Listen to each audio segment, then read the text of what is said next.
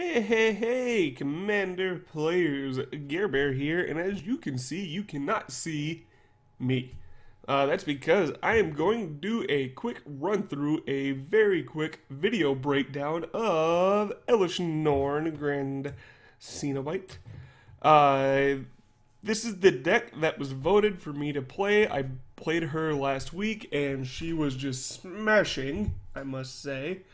And she was a lot of fun to play with. So let's do a really quick video deck tech. First, you'll see the lands. I've got the Ancient Tomb and the Temple of the False Gods. Grand Elesh Norn costs 7, and you know, this little bit of ramp definitely helps. I'm running 37 lands, by the way. I've got the Cycle lands. Emeria is really nice in this deck because it is, as you know, mono white.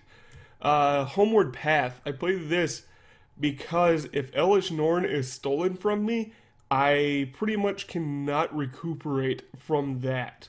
It will most likely wipe my board if someone takes my Elesh Norn, and I will most likely not be able to rebuild a board state if Elesh Norn remains under that person's control. The Outpost, Make Some Dudes, Nykthos, awesome in a monocolored deck, Strip Mine, you never know, am I right? Weird Windswept Teeth, just because. Alright, so in my ramp, we've got the Mana Crypt, also playing Tormod's Crypt, not Mana, that's not ramp, but definitely should always play some kind of Graveyard Destruction. We've got the Mana Vault, the Soul Ring, all three of those amazing at helping get it, awesome Elesh Norn out. You know, let's change the sort of this to color. Alright, so let's go back down to the artifacts. Okay, so Mana Crypt, Tormod's Crypt, the Mana Vault, Skull Clamp, Soul Ring, Mind Stone, Pearl Medallion, Burnished Heart, Dark Steel Ingot, Solemn Simulacrum, Thran Dynamo, Gauntlet of Power, Gilded Lotus, Cage Sun, all awesome things for getting our Elesh Norn out. And then we have the Eldrazi Monument because we play a bunch of little guys. We also want to attempt to wrath-proof our board. And then the Mer Battlesphere. This guy is just fucking-gantic as long as you have an Elesh Norn on the board. Alright. So, for our critters. Okay, sorry.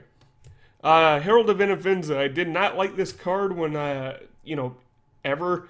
Not a very big fan of it, mostly because you have to tap to Outlast, which I think is just kind of silly. Yeah, it'd be really good if you didn't have to tap, but it wouldn't be unheard of.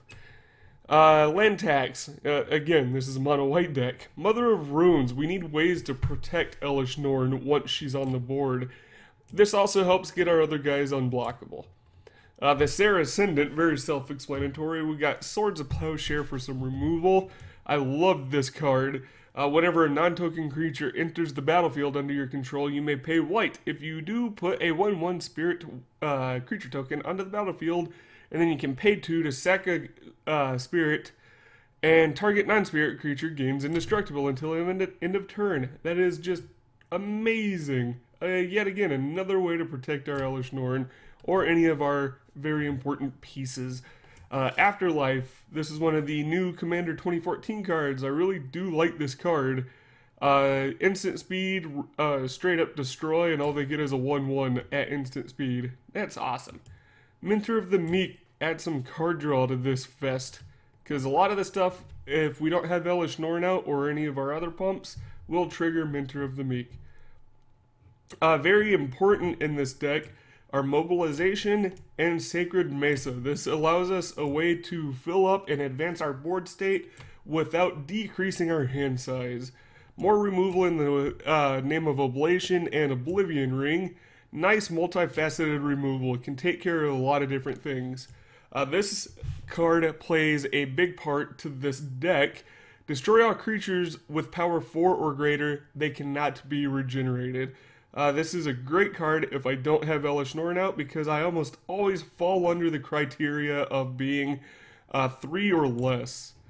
Rootborn Defense is a card that I don't play very often, but I play tokens and I need a way to protect my board this has won me more than one game. We already talked about the Sacred Mesa. Twilight Drover is basically an auto-include in a token deck. Aura of Silence is more enchantment and artifact hate, but this one also has the added benefit of pissing everyone off until it becomes artifact and enchantment hate. Council of Judgment. This is an amazing card that people should be playing a little bit more often. This is non-targeted exile. That's right, you choose a permanent, and then everyone does their little voting spiel, but usually the permanent that you want to be gone will be the one that is chosen, and they can't choose your permanents. It has to be permanents you don't control. This card equals win. Plain and simple. A Johnny Steadfast. So far, I think this might be one of the weakest cards in the deck. I was looking at him mostly as an anthem that would stick around even if he was not. Benalish Commander is a nice way to keep our board nice and healthy without having to expend more cards from our hand. Heliod, same thing. Great token maker. This will almost always grab Sarah Ascendant and Mother of Runes, because those are the only one-drop creatures. Crazy, I know. Arification, again, Elesh Norn cost 7. She's not coming down anytime soon, most games, and but I usually can meet that 4-drop threshold. This is a great way to keep some of the heat off of me while I'm building up for the awesome arrival of the sexy lady. Elspeth. Great at making tokens, great at getting over little guys' heads. Another card that is like, oh, okay, if I keep drawing land, at least I'm making birds. Hero Bladehold, kind of auto-include, not even just in a token shell. Most white decks play Hero Bladehold. Marshall's Anthem is a nice way of recurring some of our stuff that may have hit the yard. Return to Dust, definitely another auto-include. Angel of Jubilation, though, this is a nice anthem effect on a really nice creature. We can handle the triple white very easily. Flying, and people really underestimate the players can't pay life or sacrifice creatures to cast spells or activate abilities. This, of course, very obviously shuts down the stuff that you would think of easily, like the Phyrexian mana. That's the one I was looking for. Also shuts down other Phyrexian stuff. The biggest one being Birthing Pod. You also don't really think about a lot of the other stuff where sacrificing or paying life is a part of the casting cost. One of those being like the flashback on Dread Return and stuff like that.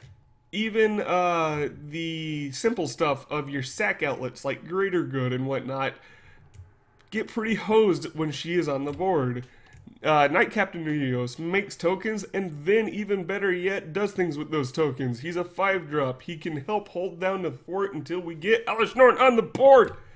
Archon of Justice tends to be an auto-include. Same with Cathar's Crusade. This card is absolutely nuts when you pair it with anything like this guy or anything really that makes tokens when it comes into play. We've got the Cloud Goat Ranger. Bam, bam, bam, bam, bam. Awesome. Dictator Heliod. Can you say combat math shenanigans? People always pretty much never see this coming.